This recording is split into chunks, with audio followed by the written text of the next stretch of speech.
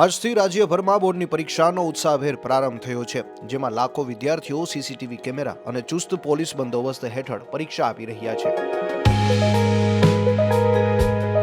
ગેરરીતિ અટકાવવા અને સુરક્ષા માટે વહીવટીતંત્ર દ્વારા લોકેશન ટ્રેકિંગ અને ખાસ એસઓપી જેવી સજ્જ વ્યવસ્થા કરવામાં આવી છે.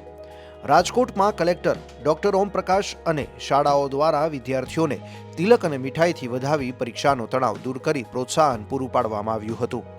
રાજકોટથી મિલન ત્રિવેદીનો રિપોર્ટ. એક્સાઇટમેન્ટ તો ફૂલ છે અને સહેલ હોય છે એ મારો અપેક્ષા છે. તો નર્વસ નહીં થવાનો કોઈ દી અને એને આપણા ગુરુ ઉપર ધ્યાન રાખવાનું અને એને આપણી માથે પૂરી મહેનત કરવાની. બહુ એક્સાઇટમેન્ટ છે, તૈયારી બહુ સરસ છે, બધું બે વાર થઈ ગયું છે અને સરસ છે બધું. આખું વર્ષ સારી મહેનત કરી હતી, અત્યારે છેલ્લે બી સારી કરી એટલે પેપર સારું જ જશે. આપ જોઈ શકો છો કે આજે વિદ્યાલયો દ્વારા ખૂબ સારી રીતે બાળકોનો પરફોર્મન્સ અને મ્યુઝિક સાથે સ્વાગત કરવામાં આવી રહ્યું છે. બાળકોને ખૂબ જ એક પોઝિટિવ માહોલમાં, ઉર્જા ઉષ્મા પણ માહોલમાં એક્ઝામમાં આપણે મોકલી રહ્યા છીએ અને આને એક મેસેજ આપીએ છીએ કે આપ આખા વર્ષ ખૂબ સારી મહેનત કરી છે. અત્યારે કોઈ સ્ટ્રેસ લેવાનું રીઝન બનતો નથી.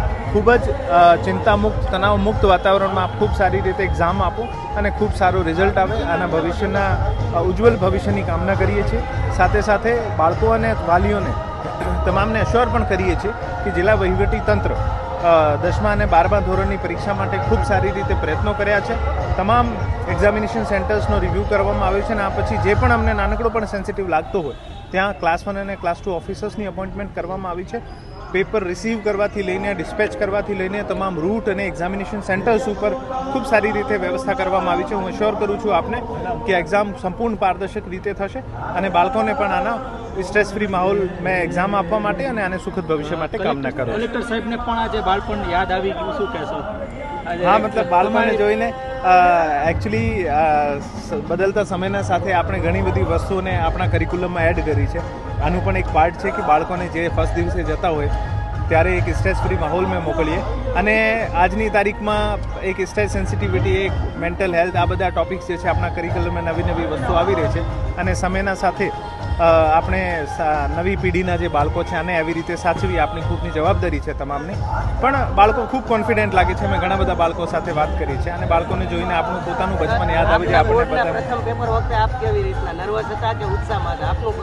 એક્ઝેક્ટલી આજે યાદ નથી, પણ એક જનરલ ઇમ્પ્રેશન એવું છે કે દરેક પેપરના ઇનિશિયલમાં બધા નર્વસ જ હોય. આ જરૂરત આ જ છે કે એક કોઈ માણસ મળી જાય આપણને, ચાહે મિત્ર હોય, ચાહે ટીચર હોય, ચાહે વાલી હોય અથવા વહીવટી તંત્રના એક માણસ હોય અને આને એક ઉત્સાહવર્ધન કરે કે બેટા બધું